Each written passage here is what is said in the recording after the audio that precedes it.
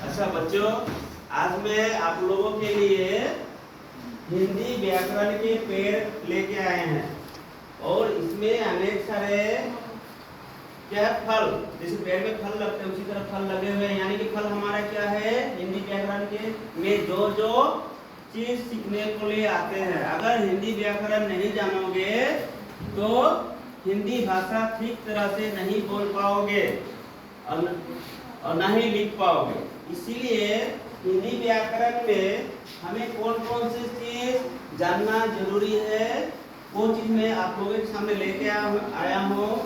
तो सबसे पहले हमें शब्द जानना होगा, है ना।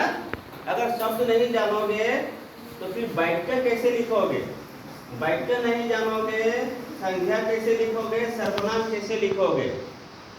ठीक उसी तरह जैसे शब्द में क्या क्या है, शब्द में है जैसे 2 या 3 अक्षर मिलकर जो शुद्ध और अर्थ निकलता है उसे शब्द कहते हैं। जैसे माँ, जुग्गा, जुगरा अक्षर हुआ, तीनों को मिलाकर हमें क्या हुआ, मागर, है ना, नगर। और इसी तरह माँ जुग आ माँ, ये हो गया शब्द। इसी तरह संज्ञा, संज्ञा किसे कहते हैं मनीषा, तुम बताओ।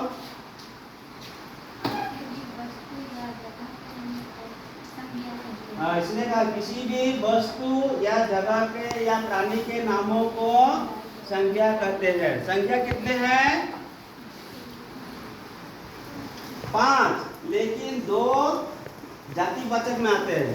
यहाँ पे मैंने लिखा है किसी वस्तु, स्थान, व्यक्ति या जानवर के नामों को संज्ञा कहते हैं। संज्ञा 3 है, व्यक्तिवाचक संज्ञा, जातिवाचक संज्ञा और भाववाचक संज्ञा। जातिवाचक संज्ञा में द्रव्य और समूह दोनों संज्ञा आते हैं। ठीक उसी तरह सर्वनाम, सर्वनाम किसे कहते हैं सुशीला।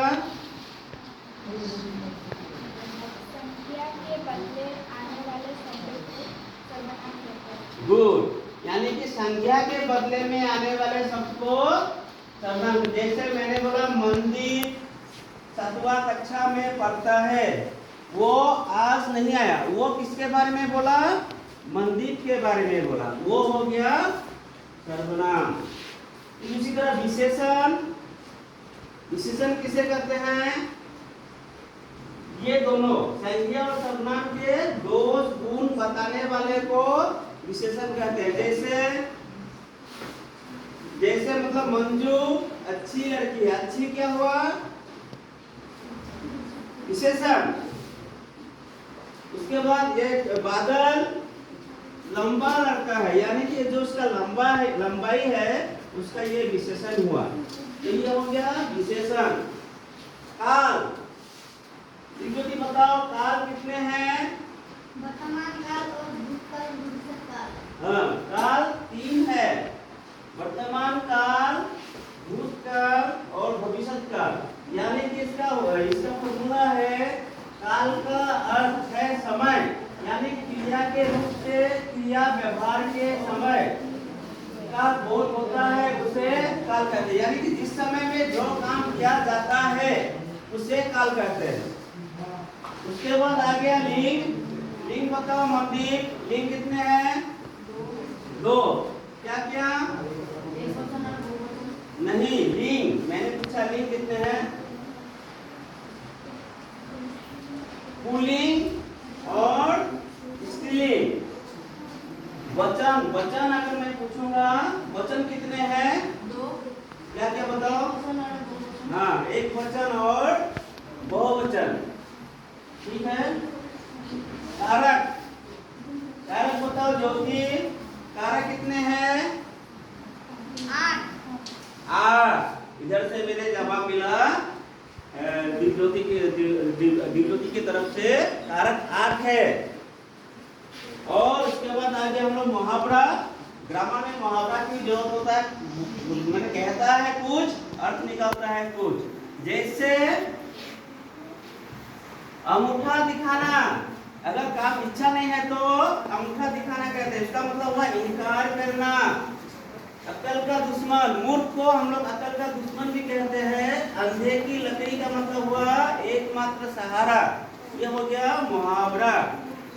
अलंकार, अलंकार किसे कहते हैं? इसमें लिखा है काव्यों को शोभा बढ़ाने वाले तत्वों को अलंकार कहते हैं। यानी कि काव्यों को, जैसे अनार के दाने लाल लाल, आम भी है मीठे रसाल, लो लो, है ना? ऐसा इस तरह हम लोग मिलाते हैं, उसको सुंदर करते हैं, अलंकार देते हैं, उसको अलंकार आते हैं। उसके बाद संधि हुआ। संधि हो गया दो वर्णों के पास पास आने के कारण उनके मेल से जो विकार उत्पन्न होता है उसे संधि कहते हैं। जैसे हिम जुग आलय हिमालय, विद्या जुग आलय विद्यालय, इसे संधि। संधि तीन प्रकार के हैं, स्वर संधि, व्यंजन संधि और विसर्ग संधि।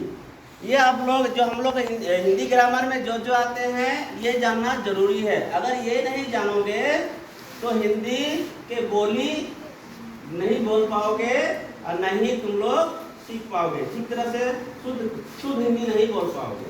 कहाँ पर मैं जाती हूँ बोलना होगा, कहाँ पर जाता हूँ बोलना होगा, यानी कि कहाँ पर स्त्रीलिंग का यूज होगा, कहाँ पर पुल्लिंग का होगा, कहाँ वचन का व्यवहार यूज होगा। तो ये सब बातें जानने के लिए हिंदी व्याकरण सबसे पहले जानना जरूरी है। और हिंदी की नहीं, अगर इंग्राजी पढ़ते हो, असमीज पढ़ते हो, बंगाली पढ़ते हो, उसमें भी ग्रामर का बहुत जरूरी है। अगर ग्रामर नहीं व्याकरण नहीं जानोगे, कोई भी भाषा तुम लोग अच्छी तरह से नहीं बोल पाओगे और नहीं लिख पाओगे। तो बच्चों आज समझ में आ गया? ठीक है। एक काल के बारे में मैं बताता हूँ, सबसे एकदम इजी तरीका जानने के लिए। मैंने बताया था, फिर भी याद दिलाता हूँ। जिस वाक्य के अंत में ता ते ती रहता हो, है ना? जिस वाक्य के अंत में ता ते ती रहता उसे क्या कहते हैं? वर्तमान काल कहते हैं। और जिस वाक्य के अंत में था, थे और थी रहते हैं उसे क्या कहते हैं? भूतकाल। और जिस वाक्य के अंत में, जिसे अंत में गया था, गई थी, है ना, इस तरह जिस वाक्य के अंत में गा, गे, गी अगर रहता उसे क्या कहते हैं? भविष्यत काल कहते हैं। यानी कि समझ में आ गया? काल का समझने में तीन चीज, यानी कि जाता हूँ, जाते हैं, बस जाती है, यानी कि जिस तरह अंत में ता ते ती हो या था थे उसे वर्तमान, यानी कि ता ते ती को वर्तमान जानो, था थे ती को भूत, गा गे गी को भविष्य जानो, लो बच्चों अब काल पहचानो। इतना ही, ज्यादा पढ़ने की जरूरत नहीं, थोड़ा सा जानने से हो गया, बस समझ में आ गया। तो ठीक है बच्चों, आज के लिए मैं इतना ही। आपका हिंदी के क्लास, मैंने ग्रामर की क्लास ली है, कल मैं इसका फिर से मैं दोबारा आप लोगों से मैं पूछूंगा, आप लोग सही जवाब दीजिएगा। ठीक है, आज के लिए इतना ही।